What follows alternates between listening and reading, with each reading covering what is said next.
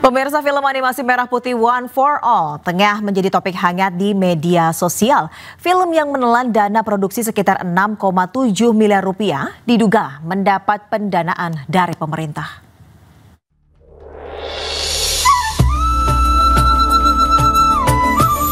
Film animasi Merah Putih One for All menuai banyak sorotan publik jelang penayangannya 14 Agustus 2025. Salah satunya rumor terkait dana produksi yang mencapai 6,7 miliar rupiah yang diduga dari pemerintah. Melalui akun X Toto Sugriwo, produser film tersebut memberi klarifikasi bahwa tim produksi tidak pernah menerima 1 rupiah pun dana dari pemerintah. Sementara itu, Wakil Menteri Ekonomi Kreatif RI Iren Umar juga telah memberi penjelasan bahwa tidak pernah memberi bantuan finansial dan tidak memberikan fasilitas promosi. Bagaimana ini? Film animasi Merah Putih One for All menceritakan tentang kisah 8 orang anak mencari bendera merah putih yang hilang. Hati-hati dengan berbatuan. Pembuatan film animasi ini terbilang cepat, hanya sekitar 2 bulan saja. Lina mana? Lina. Tim Liputan iNews melaporkan. Itu selesai. Ya pemirsa, 3 hari jelang puncak peringatan HUT ke-80 Republik Indonesia, pasukan gabungan perayaan kemerdekaan menggelar gladi bersih di Komplek Istana Kepresidenan Jakarta. Gladi bersih Kamis pagi menampilkan rangkaian acara pengibaran bendera merah putih persis seperti hari perayaan kemerdekaan ke-80 RI yang akan digelar pada Minggu 17 Agustus mendatang.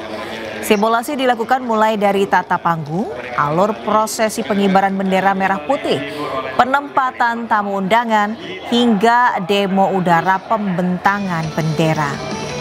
Selain itu, sejumlah artis tanah air yang mengisi perayaan kemerdekaan juga ikut dalam gladi bersih hari ini guna mematangkan persiapan di perayaan kemerdekaan Indonesia.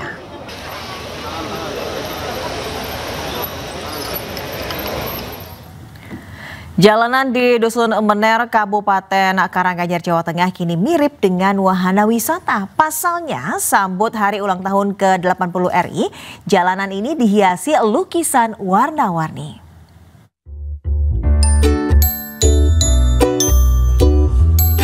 Sambut HUT ke-80 Republik Indonesia, warga Dusun Mener RW 3, Desa Segoro Gunung, Kabupaten Karanganyar, Jawa Tengah, menyulap jalanan kampung menjadi kanvas raksasa. Karang Taruna setempat menghiasi jalan dengan berbagai ornamen warna-warni hingga mirip dengan wahana wisata atau taman bermain. Butuh waktu sekitar 8 hari dan lebih dari 52 ember cat untuk melukis di jalan sepanjang kurang lebih 500 meter itu. Sementara biaya yang dipakai merupakan dana patungan sukarela dari para warga. Itu yang pertama, itu iuran dari pemuda lingkupnya RW 3 yang ada yang donatur dari Pak RT, dari Pak RW, dan tokoh-tokoh masyarakat yang lain. Ya senang, tapi ya saya sebagai orang tua yang penting tidak terlalu memberatkan anak-anak gitu. Ya kalau saya senang, memang ya senang. Awal mula ide melukis jalan muncul secara spontan dari sejumlah pemuda di wilayah itu. Sebelumnya pada tahun 2018, aksi serupa juga sempat dilakukan. Dari Karanganyar, Jawa Tengah, Halim Mafur, iNews melaporkan. Gerakan Pramuka Indonesia memperingati hari ulang tahun ke-64 tahun hari ini. Pada peringatan tahun ini, Kuartir Nasional Gerakan Pramuka menggelar rangkaian upacara serta berbagai kegiatan hiburan di Bumi Perkemahan Cibubur, Jakarta Timur. Rencananya ada 917 peserta dari berbagai wilayah di Indonesia yang hadir dalam acara ini. Sejumlah peserta dibawa menggunakan bis milik Korps Sabara.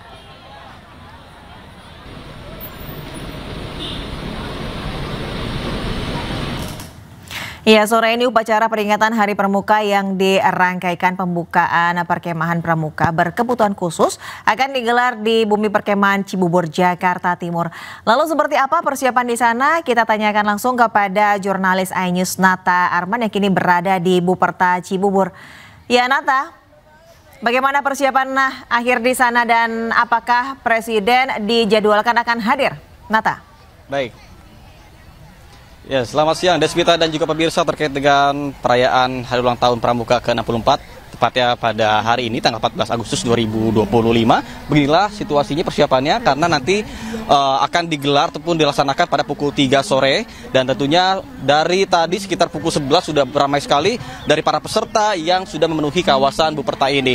Dan bahkan tercatat data yang kami peroleh ini lebih dari 10.000 peserta yang memadati untuk mengikuti proses upacara yang berlangsung pada sore nanti. Meskipun kabar informasinya bahwa sebelumnya akan ada dipimpin oleh Presiden Prabowo Subianto, namun tadi kami baru mendapatkan update bahwa nantinya akan diwakilkan oleh Menko PMK Pratikno, sehingga untuk hari ini Presiden Prabowo Subianto diinformasikan tidak jadi hadir untuk pelaksanaan pada hari ini. Kemudian untuk nanti yang menjadi uniknya adalah pada hari ini peserta yang untuk melakukan prosesi upacara sendiri ini dilaksanakan oleh para peserta berkebutuhan khusus. Jadi ini yang menjadi daya tarik dan juga merupakan bentuk salah satu semangat. Meskipun mereka memiliki kekurangan, tapi mereka tetap bisa semangat dan juga membuktikan bahwa mereka ini bisa menjadi pemimpin dalam prosesi upacara yang berlangsung pada nanti. Dan beginilah pemirsa, Deswita, ini berbagai anak-anak dari tingkatan SD, SMP, SMA yang turut berpartisipasi dalam proses kegiatan pada Hari Pramuka ini. Halo, dari mana? Dari mana? Dari mana? 23. Oke. Jadi gabungan SMP, SMA. Oke. Gimana? Satu-satu. Ngobrol satu-satu, gak kedengeran. Satu-satu ya. Saya mau nanya satu-satu. Oke, pemirsa, saya akan bertanya satu-satu ya. Oke, dari adiknya dulu. Namanya siapa dan dari mana? Saya Zulkarnain dari Sekolah SMP 23. Oke, gimana nih di peringatan Hari Pramuka ke-64? Seru nggak? Seru, Kak. Oke, nanti ikutan camping atau gimana? Kita cuma ikut upacara doang. Ikut upacara doang. Iya. Terus mbaknya dari mana? Dari SMA 51 Jakarta. Oke. Tadi datang di sini jam berapa? Dari jam 9. Jam 9 Iya. sampai sini. Iya. Oke, habis ini ikut kemah juga atau gimana? Enggak, ikut upacaranya doang. Oke, harapannya dong untuk Pramuka di tahun ini dan tahun depan mungkin? Kemungkinan bisa lebih meriah lagi dan maju lagi. Oke, nggak sabar nggak sih untuk apa yang kamu tunggu dari kegiatan upacara pada hari ini? Acara yang meriah. Oke, kamu tahu nggak sih hari ini tuh nanti upacaranya bakalan dilakukan sama pramuka berkebutuhan khusus. Udah tahu belum infonya? Saya baru dengar, Risa. Oh, baru dengar. Iya. Baru dengar sekarang. Iya. Oke, terima kasih banyak atas informasi dan waktunya, teman-teman. Semangat terus ya. Semangat. Itu pemirsa beginilah. Semangat dan apresiasi para peserta yang mengikuti upacara pada hari ini yang diikuti sebanyak 10.000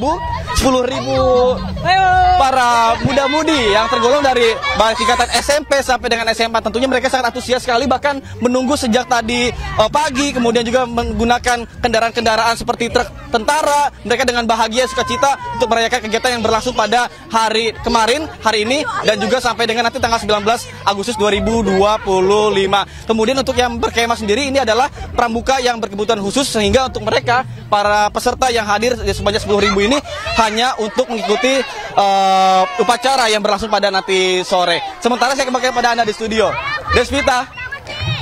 Baik, wah Nata, ini semangat dan antusias anak-anak itu di sana terasa sampai dengan ke studio ya. Nata sepertinya akan ikut Hari Pramuka sampai dengan akhir nih. Oke Nata, terima kasih atas informasinya. Nata melaporkan langsung dari kawasan Buperta Cibubur, Jakarta, dan selamat bertugas kembali Nata. Ya pemirsa, memeriahkan Hari Anak Nasional dan HUT ke-80 kemerdekaan, sejumlah anak PAUD di Tanjung Priok, Jakarta Utara beraksi di atas panggung menampilkan kreativitas mereka. Langkah ini sebagai ajang pengembangan potensi dan rasa percaya diri anak-anak.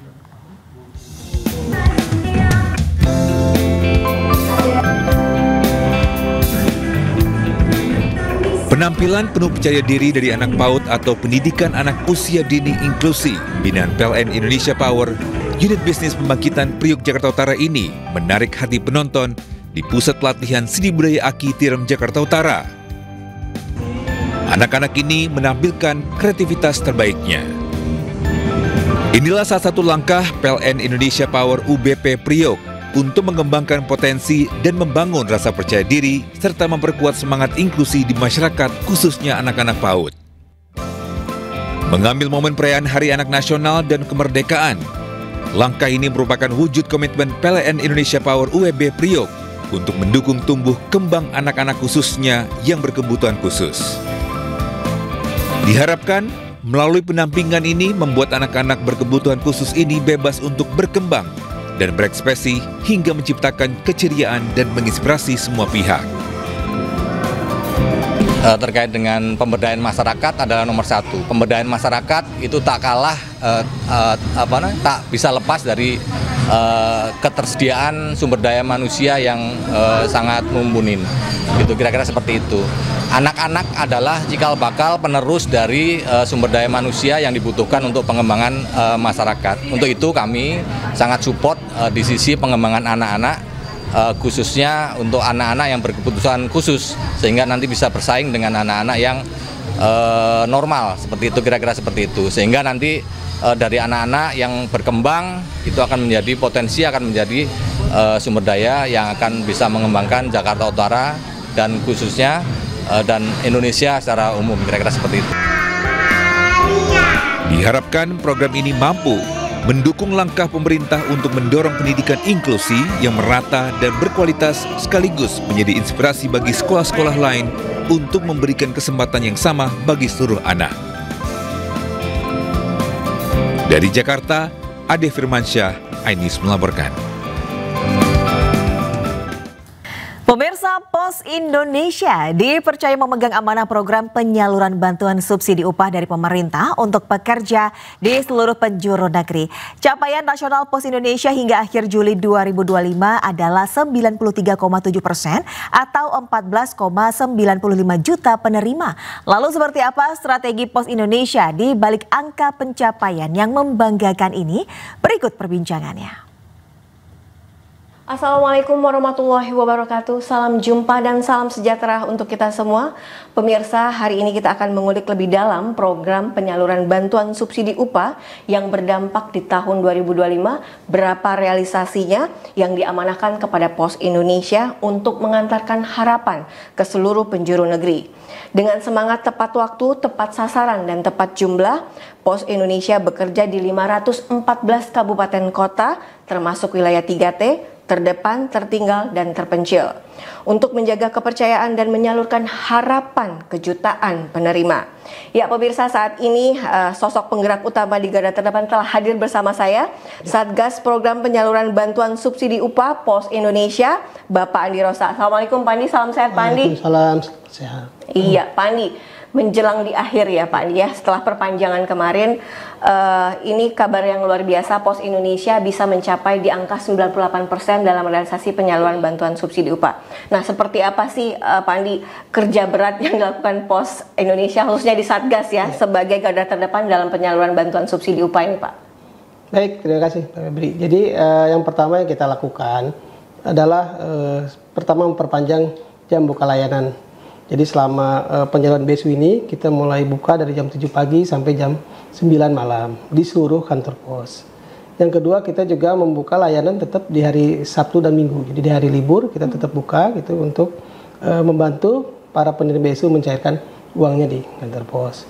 Yang ketiga juga secara proaktif kita menghubungi para HRD di perusahaan, dan kita juga melakukan penyaluran secara komunitas itu di lokasi-lokasi perusahaan. Dan yang sulit, kita daerahnya sulit, kita juga melakukan jemput bola langsung gitu ke lokasi para pekerja di perusahaan tersebut. Oke, seperti apa keamanan data-data ini sendiri Pak? Dan ini kan bisa menjadi salah satu inovasi atau teknologi yang dimiliki Pos Indonesia.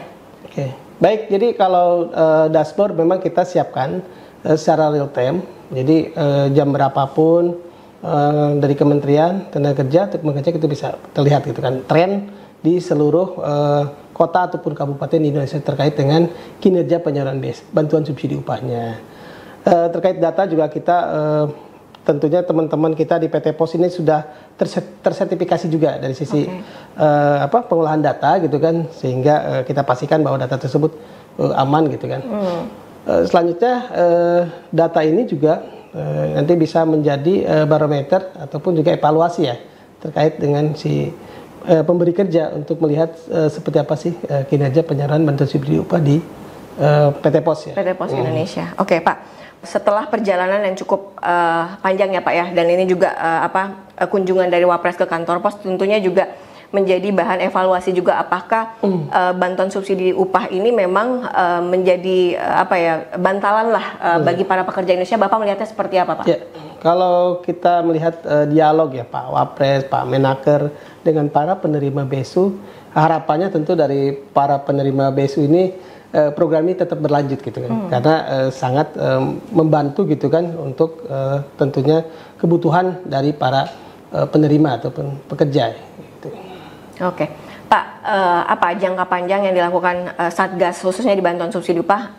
Karena kan ini sudah menjelang di hari terakhir ya Pak ya, setelah perpanjangan ini, dan harapan kepada para penerima BSU yang sampai saat ini masih belum mencairkan dana BSU Pak. Ya, tentunya upaya yang dilakukan oleh Satgas adalah bagaimana kita memberikan upaya-upaya terbaik agar kita bisa mencapai penyaluran yang lebih baik lagi gitu. Jadi kami terus memberikan layanan tentunya tadi bagaimana kita memperpanjang jam layanan, terus jam buka kantor juga.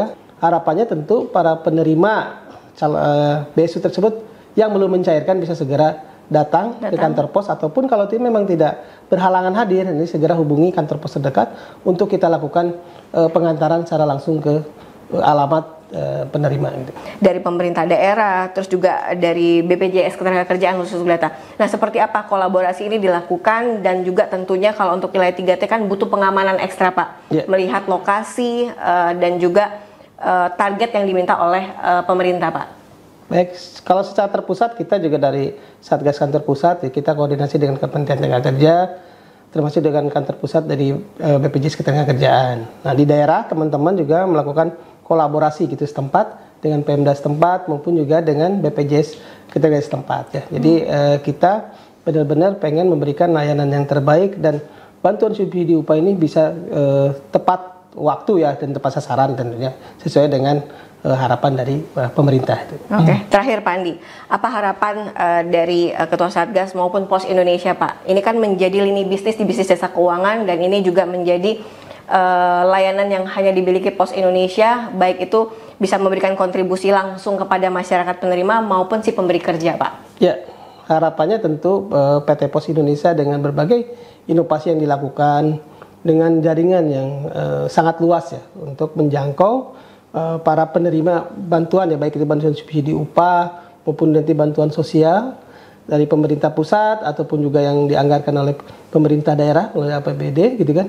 Ini bisa menggunakan layanan PT Pos ya, agar tadi kita bisa memberikan penyaluran dengan waktu yang tepat, efisiensi, dan ini juga kita secara transparansi kita bisa melihat hasil kinerja PT Pos ya dengan melalui dashboard ya. Termasuk juga kita siapkan evidence ya. Eviden bahwa yang bantuan ini tidak tepat sasaran ya, tidak kepada orang yang salah gitu kan, karena ini dibuktikan dengan foto penerima maupun juga dokumen kependudukan dari si penerima tersebut. Berarti bisa dilihat langsung baik itu dari dashboardnya dan juga evidennya itu dari foto si penerima. Ya Pak Andi Rosa, terima kasih buat bincang-bincangnya. Semoga apa yang menjadi harapan pemerintah realisasi bisa mencapai di angka 100%. Amin. Dan bantuan ini tentunya berguna bagi para pekerja di Indonesia. Pemirsa, demikian bincang-bincang saya pada hari ini. Pencapaian ini adalah bukti dedikasi dan kerjasama untuk negeri. Saat negara hadir, tak ada jarak yang terlalu jauh untuk menjangkau mereka yang membutuhkan. Saya Febri Uda pamit undur, sampai jumpa di bincang-bincang berikutnya. Terima kasih banyak Pak Andi.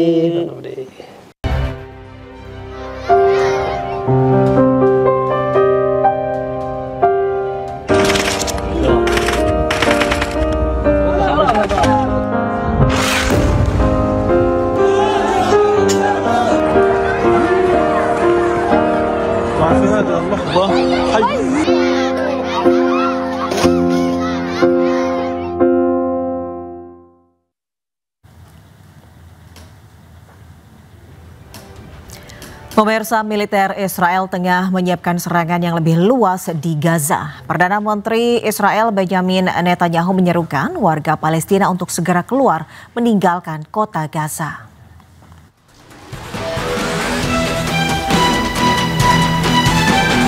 Perdana Menteri Israel Benjamin Netanyahu menyerukan kembali untuk mengizinkan warga Palestina meninggalkan wilayah Gaza. Seruan tersebut disampaikan karena militernya sedang mempersiapkan serangan yang lebih luas di wilayah Gaza.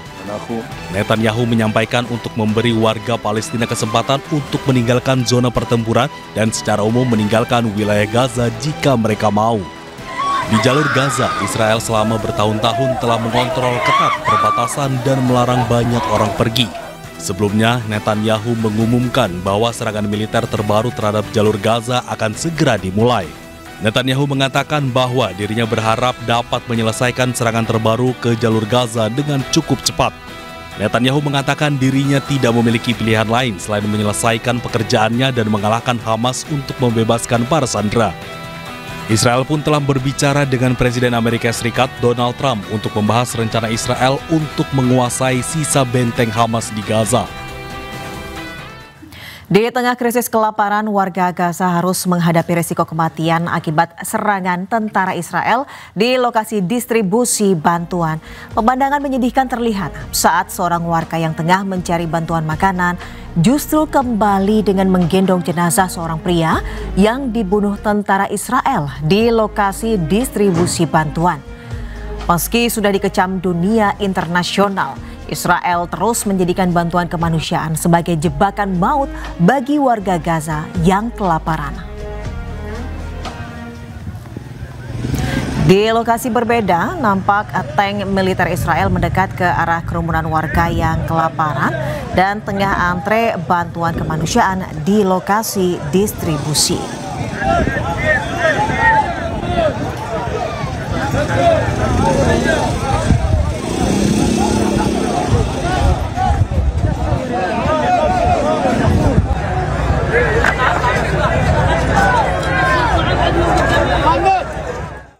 Pemirsa, bencana kelaparan telah terjadi di wilayah Gaza. Situasi ini pun diperparah dengan tindakan Israel yang melarang 430 jenis makanan masuk ke jalur Gaza. Dan informasi ini sekaligus menutup iNews siang hari ini. Temukan informasi terbaru lainnya di www.inews.id dan cuplikan tayangan berita iNews dapat Anda saksikan di kanal YouTube @official_iNews. Selanjutnya Anda akan menyaksikan Pemimpin Rakyat bersama Kevin Pakan. Pemirsa, update informasi terbaru Anda dengan berita-berita aktual juga hangat dan sejuka dulu dengan air mineral yang murni dan alami. Saya Deswita Bionda, pamit undur diri, selamat beraktivitas, sampai jumpa.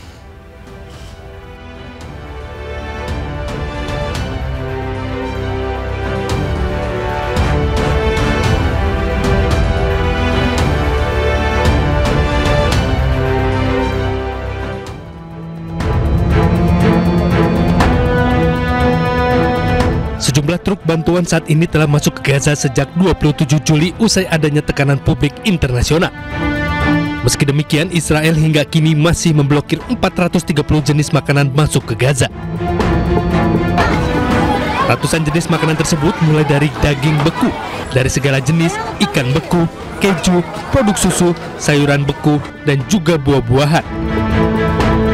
Israel juga masih memblokir ratusan barang lainnya yang dibutuhkan oleh warga yang kelaparan dan sakit.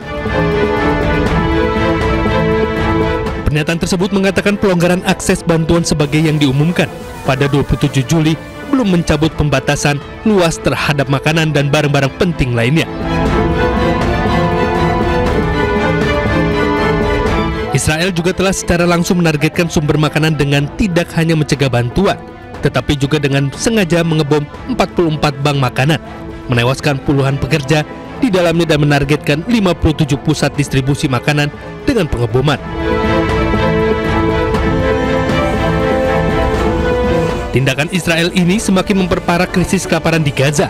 Kementerian Kesehatan Gaza melaporkan jumlah korban tewas akibat malnutrisi di tengah krisis pasokan pangan di Gaza telah meningkat menjadi 227 orang, di mana 103 diantaranya merupakan anak-anak.